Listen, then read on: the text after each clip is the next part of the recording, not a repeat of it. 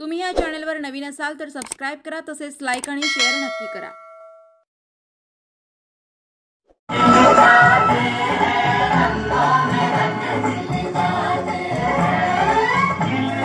अनावश्यक खर्चाला फाटा देत रंगपंचमी केली साजरी।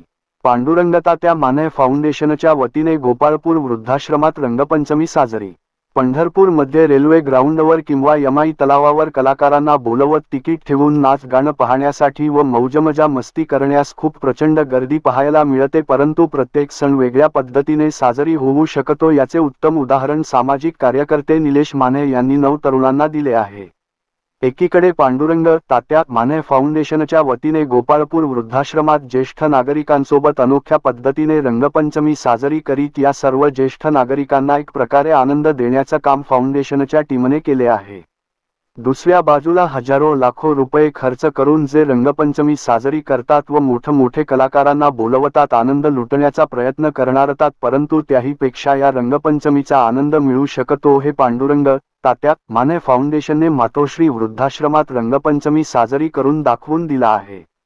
आम्हाला खरा आनंद भेटला व त्या ज्येष्ठ नागरिकांच्या चेहऱ्यावर आनंद फुलून आला, यातच आम्ही समाधानी व आमची खरी रंगपंचमी साजरी झाली आहे असे आम्ही मानतो, असे पांडुरंग तात्या माने फाउंडेशनचे सामाजिक कार्यकर्ते निलेश माने यांनी सांगितले आहे।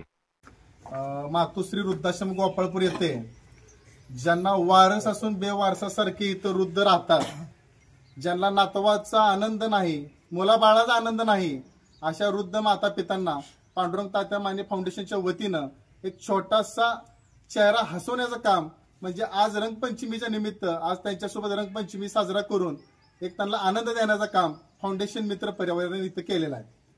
तरी मातोश्री वृद्धाश्रम मधले सर्व माता पिता यांनी आम्हाला सहकार्य केलं व आम्हाला टाइम दिला, याबद्दल सर्व माता पितांचे मी पांडुरंग तात्या माने फाउंडेशनच्या वतीनं आभार मानतो।